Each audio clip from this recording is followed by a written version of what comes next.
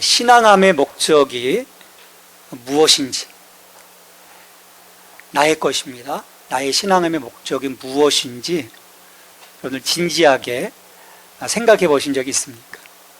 내가 왜 예수를 찾고 내가 왜 교회를 찾을까? 내가 왜 예배를 드리지? 서로 다양한 목적과 마음들이 있으리라고 생각을 합니다. 우리 주님은 목적을 분명하게 말씀하셨어요. 너희는 먼저 그의 나라와 그의 의를 구하라.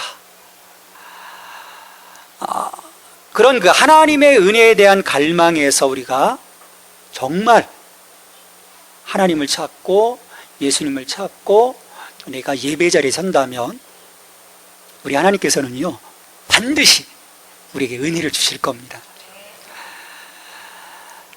그렇지만 그 목적이 신앙함의 대상이신 하나님의 뜻과는 무관한 거리가 먼 우리만의 현실적인 목적이라면 여러분 문제는 달라져요. 그것은 우리를 신앙적 오류에 빠지도록 만들기 때문입니다.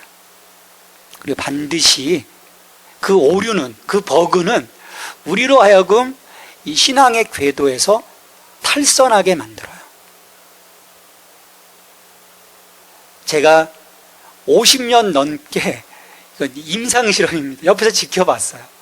많은 분들이요 그런 오류에 빠지면 100% 탈선합니다. 멈춰버리죠.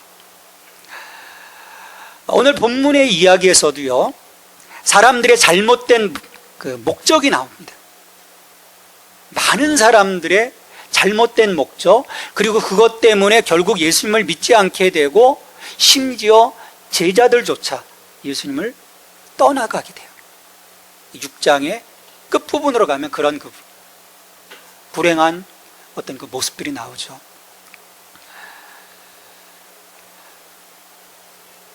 오병이어의 기적, 이 사람들에게 큰 반향을 일으켰어요. 기적 이후에 많은 사람들이 예수님을 찾아 나오는 것입니다.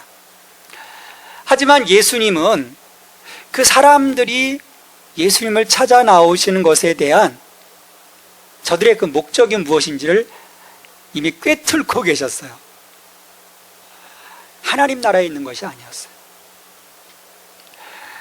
사람들이 몰려오면 이야 너희들 잘했다 칭찬하고 막 격려해야 되는데 우리 성경을 보면요 예수님이요 좀 까칠하신 모습들이 참 많아요. 마음에 안 들면요 분명하게 직격탄을 날려버리십니다. 오늘 26절 말씀도 사람들의 마음을 꿰뚫고 지금 질타하시는 거예요. 예수께서 대답하여 이르시되 내가 진실로 진실로 너에게 이르노니 너희가 나를 찾는 것은 표적을 본 까닭이 아니요 떡을 먹고 배부른 까닭이로다. 아니 실은 표적을 요한복음에서는 굉장히 또 중요시 여기는 부분도 있어요. 부정적인 부분도 있지만 중요시 여겨요. 근데 여기서 표적을 너희들이 보지 않고 배부른 까닭이다라고 말씀하신 것은 뭐냐면 이들이 표적을 통해서 그 표적을 통해서 보여주시는 그 영적인 의미들을 알고 그 속에서 예수님이 어떤 분이신지 그래서 믿음에 이르는 그런 그 매개체가 되어야 되는데 그 매개체, 믿음에 이르도록 하는 그 매개체가 되지 못한 거예요. 어떤 영향을 미치지 못한 것입니다. 그들이 보았는데 엄청난 오병이어의 기적을 보았는데 그런 어떤 그 믿음의 반향을 일으키기보다는 엉뚱하게도 현실적인 생각, 빵 생각만을 품었다라는 거예요. 배불렀다라는 거예요. 여러분 이건 실은 영적인 인간의 모습이 아니라 우리 집 강아지의 모습인 거예요. 우리 집 강아지는 스피리추얼한 것 의미 없어요. 배불러야 돼요. 사랑해주는 거요 좋지만요 배불러야 돼요. 그게 목적인 거예요.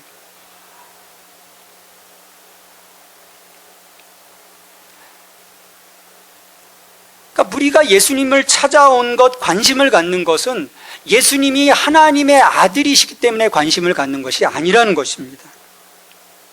야, 우리 배를 채워줬어. 정말 배고팠는데 우리 6장에서 살펴봤지 않습니까? 1절부터 12절에서 원대로 배부르게 주셨다라는 거예요. 원대로 배부르게. 평소에 2-3개 먹을 거 10개 먹었다는 거예요. 배 터지게 먹었다는 거예요. 그 당시 민중들에게 있어서의 배 터지도록 먹는 것은 행복함입니다. 그 식민 지배하에서 그 로마의 거대한 제국에 다 빼앗기면서 배 터지게 먹었어요. 포만감을 오랜만에 느꼈어요. 행복했어요. 근데 그게 전부였던 거예요.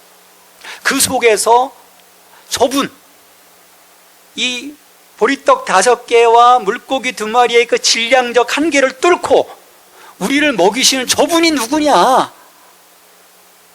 거기에 관심이 있었던 것이 아닌 거예요. 흥분하는 거죠, 사람들이. 찾아오는 거예요. 그래서 그들 속에요, 이런 마음이 들었던 거죠. 왕을 삼고자 하셨기 때문에 또 예수님은 막 도망가셨잖아요. 계속 찾아오는 것은 그런 마음인 거예요. 야, 저분만 계시다면 더는 양식을 위해 일하지 않아도 되겠다라는 거예요. 이제 우리 고생 끝이라는 거예요. 고생 끝이다. 얼마나 좋습니까? 찬장만 탁 열어보면 거기에 밥도 있고 반찬도 있고 매일 밤, 매일 아침마다, 매일 점심마다 행복한 거죠. 땅에 대한 기대를 가지고 사람들이 예수님에게로 몰려온 것입니다.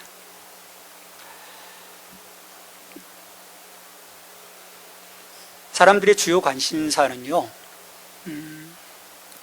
그때나 지금이나 참 마찬가지인 것 같아요. 우리가 신앙하면서도요, 무엇을 먹을까? 무엇을 입을까? 실은 거기에 더 우리의 많은 초점이 있는 거예요. 내가 주님을 위해서 무엇을 할 수 있을까? 오늘 내가 이 삶을 살아가며 무엇으로 나를 부르신 하나님의 마음을 기쁘게 할까? 실은 그건 참 너무 요원한 일인 거예요. 지금 나의 삶을 채울 수 있는, 나의 삶을 만족시켜 줄 수 있는 그 양식들, 그 공급에 대한 문제들, 거기에 우리의 모든 초점이 사실은 가 있는 것입니다. 그리고 그것이 채워지면 우리는 축복이라고 하죠. 그것이 채워지면 축복이라고 해요.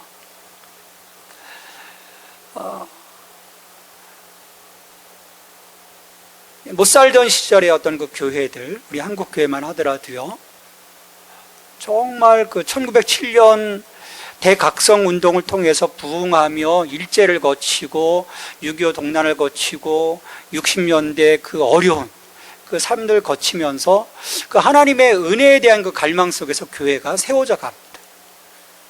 근데 80년대 산업화 시대와 함께 교회 안에요, 우상이 하나 들어와요. 물질의 축복인 거예요. 물질의 축복인 거예요. 이로 인해 수많은 크리스찬들, 수많은 교회들이요, 타락의 길을 걷습니다. 우리는요, 본질 자체가 그런 거예요. 우리가 끊임없이 믿음의 그 중심에 서 있지 못하면, 내가 하나님 편에 서 있지 못하면, 여러분, 이 세상은요, 아직도 사탄의 지배 속에 있습니다. 예수 그리스도께서 십자가에서 사탄을 이겼지만 우리들의 삶의 모든 영역 속에서 사탄은 교묘하게 광묘한 청사를 가장해서 우리들의 생각, 우리들의 마음, 우리들의 모든 라이프 스타일을 조종하고 있어요. 그런 것들이 교회 안에 들어온 거예요. 하지만 이 물질적인 축복은요, 우리의 그런 갈망에 대해서 만족을 주지 못합니다. 그래서 끊임없이 폭주하는 거예요. 한 개인이 폭주하고 교회가 폭주하기도 하고 폭주하는 것입니다. 멈추지 않아요. 만족하지 않아요. 이렇게 만몬의 노예가 된 이들을 향해서 주님이 경고하십니다. 27절 상반절에서 보면 썩을 양식을 위하여 일하지 말고 영생하도록 있는 양식을 위해 하라. 썩을 양식을 위해서 일하지 말라는 거예요. 그건 뭐냐면 현실 생활의 문제에 모든 관심이 집중되어 있어 그 영적인 부분들을 놓치는 그런 삶에 대한 부분들을 주님이 지적하시는 거죠. 실은 우리가 일하는 모든 것들 양식을 위해서 하는 거예요. 근데 주님은 이것을 썩을 양식이라고 합니다. 왜냐하면 우리의 이 땅에서의 양식은 한계를 갖고 있기 때문이에요. 잠시 우리의 육체적인 보강들을 통해서 우리의 생명을 유지해 갈 수는 있지만 영원함을 주지 못하는 것입니다. 그리고 냉장고에 아무리 여러분 잘 보관해 보세요. 그래도 곰팡이가 펴요. 썩어버립니다. 그게 양식이라는 거예요.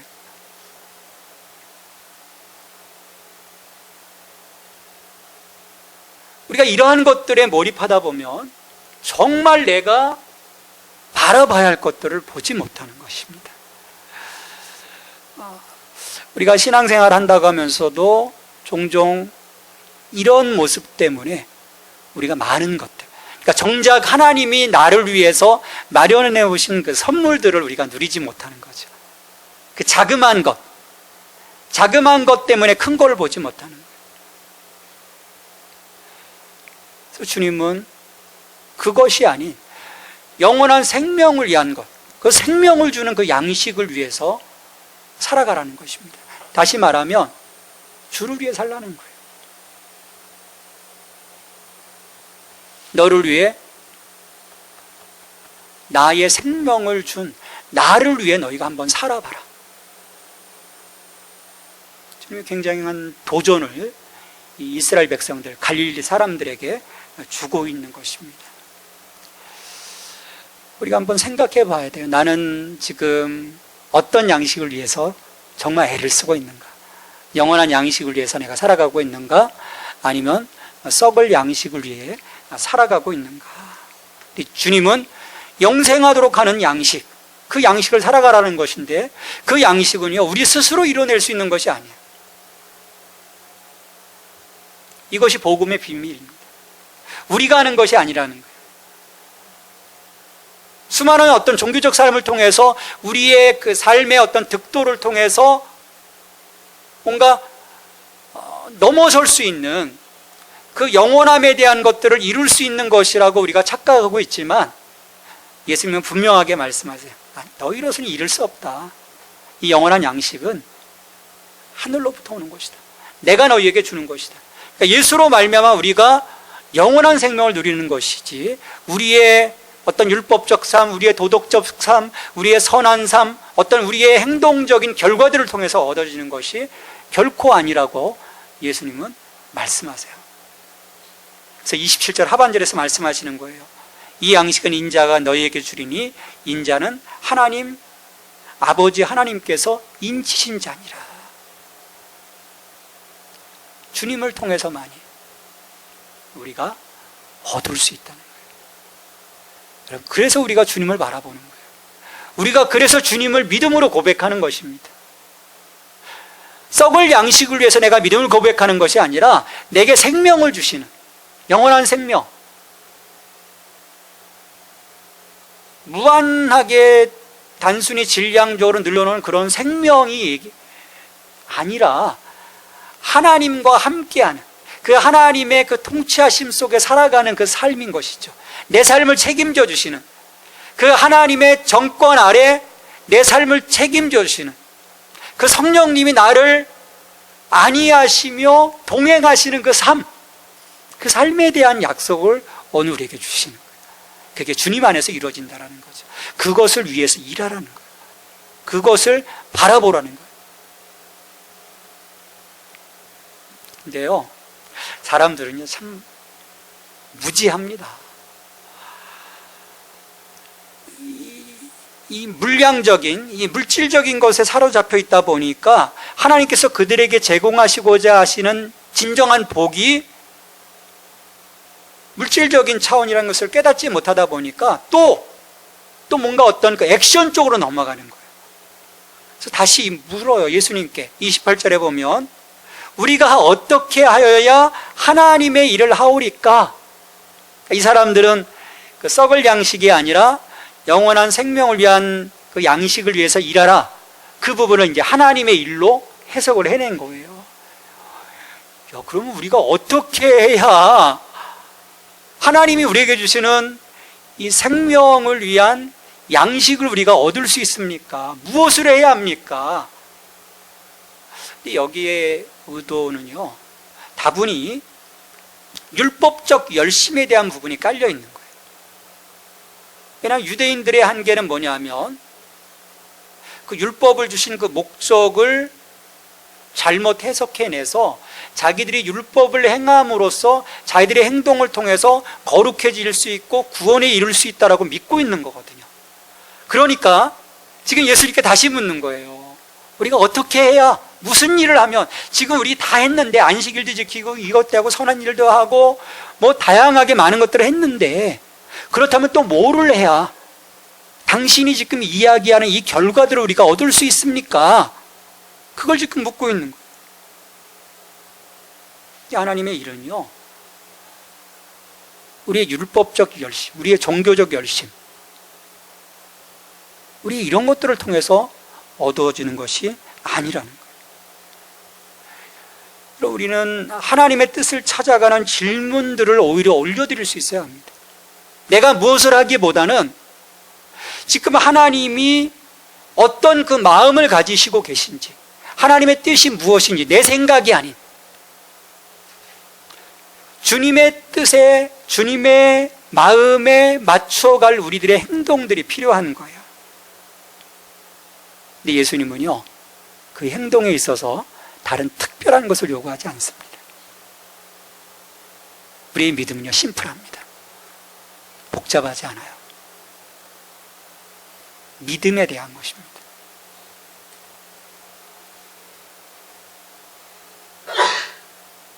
우리 믿음 많이 듣지 않습니까?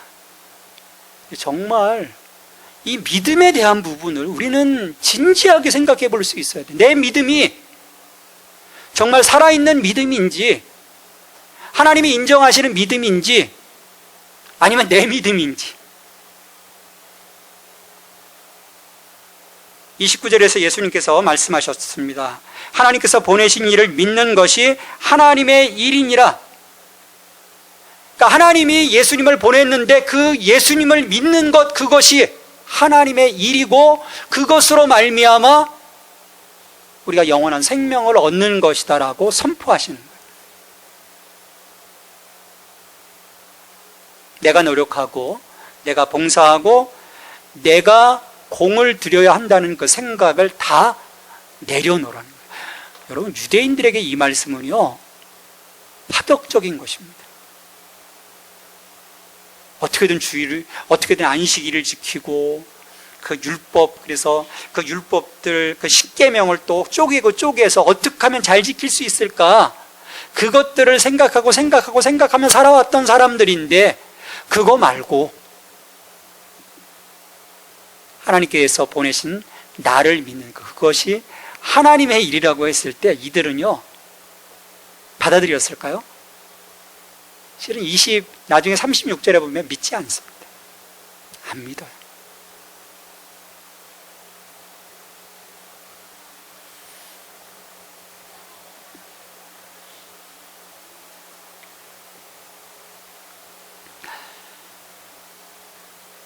예수님을 믿는 것 외에는요, 하나님을 기쁘시게 할 방법이 없어요. 그래서 히브리서 11장 6절에서 말씀합니다. 믿음 없이는 하나님을 기쁘시게 하지 못하나니. 할 수 없다는 거예요. 이처럼 예수님을 믿는 믿음이 바로 하나님의 일이고, 이는 동시에 영생을 보장하는 것입니다. 왜냐하면 믿음의 신실함 때문인 거예요. 내가 예수님을 믿는다면 정말 내가 신실하게 그분을 나의 주님으로 선포하고 그분이 나의 왕되심, 그래서 나의 전부임, 나의 우선순위임을 선포하고 그분과 함께 내가 걷는다면 그 믿음이 내 삶으로 녹아져 들어오게 되고요, 그 믿음의 신실함을 통해서 말씀에 대한 순종이 자연스럽게 이루어지게 되고요, 늘 주님을 힘입어 내가 살아가기 때문에 주님으로 인한 영생을 선물로 받는 그 지점까지 이어지게 되는 거예요. 근데 이 부분이 초장부터, 첫 번째 단추부터 잘못 채워진다. 이렇게 잘못 채워지면 삐뚤어지는 거예요. 여러분, 우리의 믿음이 처음부터, 왜 목적이 다른 거예요? 내 목적과 주님의 부르심의 목적이 다른 거예요. 나는 썩을 양식인 거예요. 그러나 주님은 영원한 생명인 거예요. 나는 이거 필요 없어요. 지금 나의 배고픔을 채워주실 수 있는, 나는 배가 고픕니다, 주님. 여전히 배가 고픕니다. 좀 채워주세요라고 하는 그 목적에 있으니, 내 삶을 통한 그 예수 그리스도의 그 삶이 내 삶에서 드러나는 그 향기, 그분에 대한 그 믿음과 동행에 대한 것, 그분의 통치하심에 대한 어떤 순종, 그런 것들은 다 밀려가는. 지금 내게 채워주셨느냐, 채워주시지 않았느냐, 거기에 관심이 있기 때문이에요.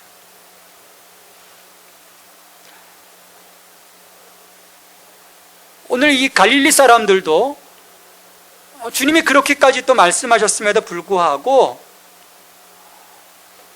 오병이의 기적을 맛보았죠. 38년 된 병자의 치유의 모습을 보셨죠. 왕의 신하의 아들의 또 회복됨을 보았음에도 불구하고 또 다른 물리적인 표적을 구합니다. 그거 됐고, 정말 그렇다면 한번 보여주세요. 다시 한번 보여주세요. 30절에서 그들이 묻되, 그러면 우리가 보고 당신을 믿도록 행하시는 표적이 무엇이니까, 하시는 일이 무엇이니까.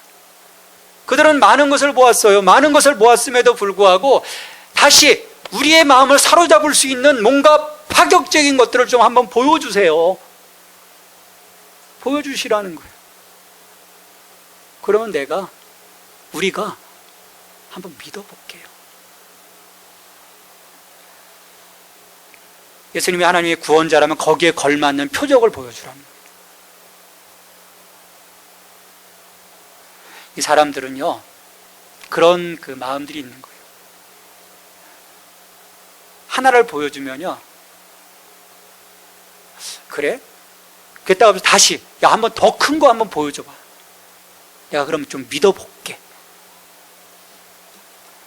하지만 그런 그 사람의 완악함은요, 결코 채워지지 않습니다. 내가 그 표적을 보고, 기적을 보고, 주님, 정말 나의 주님이십니다라고 고백하는 그 마음의 순수함이 있을 때 내가 주님께로 나갈 수 있지.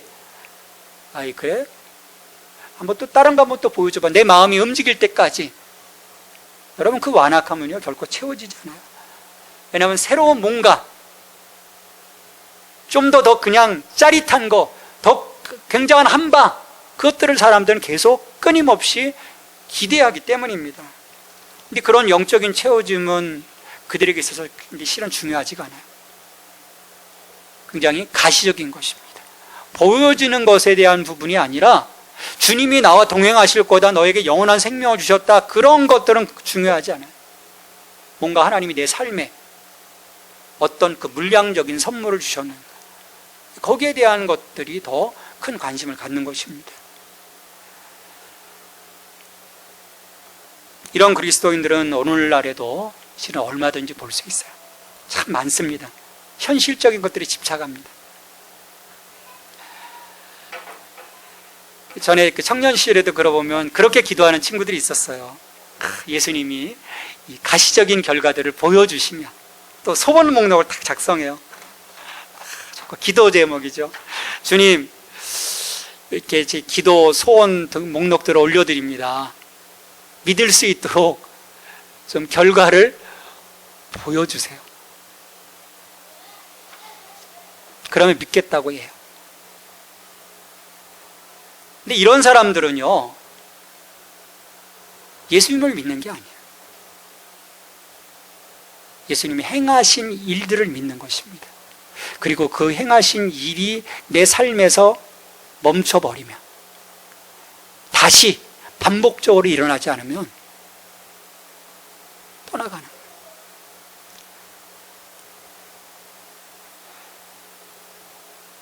여러분, 31절에서도 지금 이 사람들이 예수님의 그런 그 표적을 요구를 해요.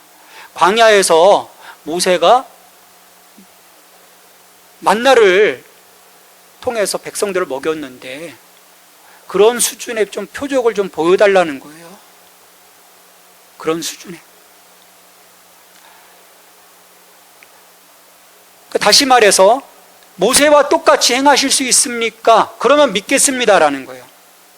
여러분, 출애굽기와 민수기를 보면 이스라엘 백성들이 만나를 먹고 메추라기를 먹고 하나님을 믿었습니까?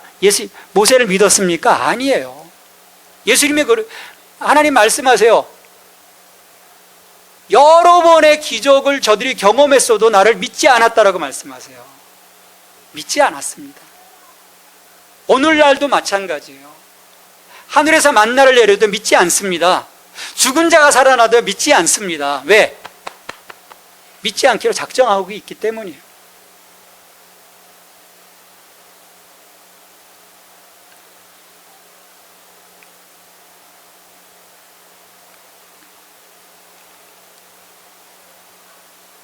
(32절) 말씀에서 예수님께서 말씀을 하십니다. 내가 진실로 진실로 너에게 이르노니 모세가 너에게 하늘로부터 떡을 준 것이 아니라 내 아버지께서 너에게 하늘로부터 참떡을 주시나니.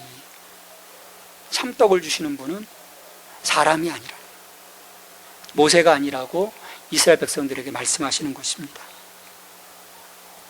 하나님이 주시는 것이다. 하나님이 주시는 것이다. 그것이 참떡이다라고 말씀하세요. 이거 33절에서 말씀하십니다. 하나님의 떡은 하늘에서 내려 세상에 생명을 주는 것이니라. 여러분, 세상에 주는 것들의 상당수는요, 우리를 병들게 하고요, 우리를 죽게 만듭니다. 우리가 아무리 좋은 거 찾아 먹어도요, 결국 우린 병들고요, 죽게 돼 있어요. 그래도 조심해야 되겠죠. 먹거리에 대한 조심은 해야 되겠죠. 하지만 하나님이 우리에게 주시는 것은 생명입니다. 생명인 거예요. 여기까지 얘기했는데도, 참떡에 대해서 하나님이 주시는 것이다 얘기했는데도 이 물질적인 이 생각에 사로잡혀 있는 자들은요, 끝까지 34절에 뭐라고 말씀합니까? 같이 한번 읽어보실까요? 그들이 이르되 주여 이 떡을 항상 우리에게 주소서. 33절에 그 하나님의 떡, 예수님이 말씀하시는 그 영적인 의미가 아닌 34절에 이들의 이 떡은 항상 이 떡을 주셔서 우리로 하여금 배고프지 않게 하소서라고 하는 자신들의 육체적인 만족을 위한 주님을 향한 간구였어요. 이들이 목적하는 것입니다. 항상 공급받는 떡.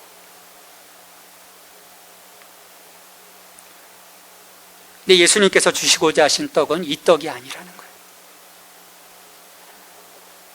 이 35절을 들으면서 이 사람들이 엄청난 실망을 했을 거예요. 35절 말씀 같이 있습니다. 예수께서 이르시되 나는 생명의 떡이니 내게 오는 자는 결코 줄이지 아니할 터이요 나를 믿는 자는 영원히 목마르지 아니하리라. 유대인들은 오병이의 기적에서 먹었던 이 육체적인 굶주림을 만족시킬 만한 떡과 고기를 요구하고 있는 거예요. 근데 예수님께서는 내가 곧 떡이다. 자기 자신을 떡이라고, 생명의 떡이라고 계시하시는 것입니다. 썩어질 떡과는 구별되어져 너에게 영혼을 주는 생명의 떡이다. 그러니까 하나님께서 광야에서 이스라엘에게 하늘에서부터 만나를 공급하셨듯이 다시금 하나님께서 하늘로부터 독생자 예수를 이 땅에 보내심으로써 예수를 믿는 모든 이들에게 영원한 생명에 들어가도록 영원한 참 생명을 얻는 그 은혜를 허락하셨음을 이 35절에서 선포하고 계시는 거예요. 이 은혜의 선물로 인해서 예수님께로 오는 자는 결코 줄이지 아니할 것입니다. 영원히 목마르지 아니할 것이에요. 지금 항상 배부르기를 요구하고 있는 이 사람들에게 예수님은 그런 그 육적 썩을 양식이 아닌 영원한 생명에 대한 갈망을 갖도록 선포하고 계시는 거죠. 여러분, 오직 예수님만이 우리의 삶에 만족함을 주심을 여러분들 믿으십니까? 정말 예수님 때문에 여러분 행복하십니까? 이 무더위에도 이게 뭐 하는 건가?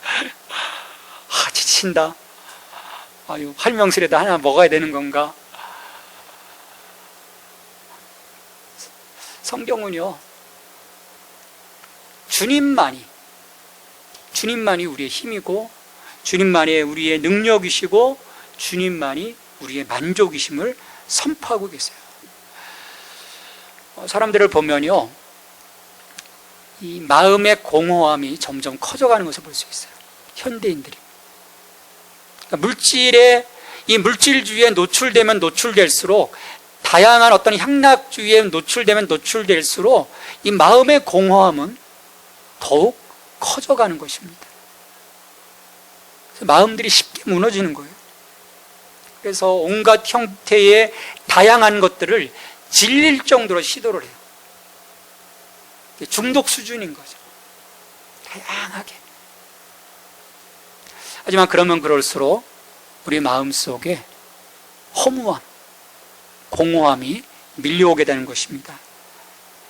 이런 이들을 향해서 정말 썩을 양식을 위해 오늘도 애를 쓰고 있는, 정말 죽을 힘 위에 달려가고 있는 그런 사람들을 향해 그 헛된 시도를 멈추고 주님께로 나오라는 거예요. 수고하고 무거운 짐진 자들아, 다 내게로 나오라. 내가 너희를 쉬게 하리라. 예수님을 믿을 때야 비로소 우리들의 마음속에 만족함이 있다는 것입니다. 정말 여러분들이 예수님을 믿어보세요. 예수님을 정말 한번 의지해 보세요. 그러면 여러분들의 삶에요, 정말 세상이 줄 수 없는 그 만족함을 여러분들이 누릴 수 있게 될 거예요. 여러분, 그게 신앙의 비밀입니다. 이거를 아는 순간에 우리는 예수님에게로부터 도망가지 않습니다. 왜? 이 안에 있을 때 이분을 통해서 내게 채워주시는 그 영원함의 기쁨, 그 세상과는 비교할 수 없는 그 황홀함이 내게 있는데 우리가 어떻게 이 예수님을 비켜갈 수 있겠습니까? 이분 한 분만으로 나는 만족할 수 있는데.